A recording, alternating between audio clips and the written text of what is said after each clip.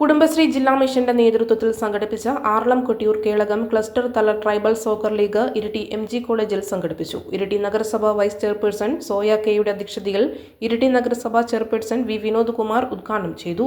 ഇരിട്ടി നഗരസഭ ക്ഷേമകാര്യ standing committee chairperson Dhanisha P, ward councillor Unnikrishnan KK, Kudumbashree Iritty block coordinator Aparna Unnikrishnan എന്നിവർ ആശംസകൾ നേർന്ന് സംസാരിച്ചു.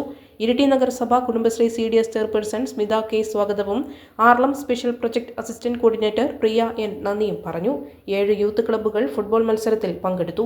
ഫൈനൽ മത്സരത്തിൽ ഇഞ്ചോടിഞ്ച് പോരാട്ടത്തിൽ YMC Aralam farm and Deshabhimani Valayamchal 0-1 എന്ന നിലയിൽ വിജയിച്ചു.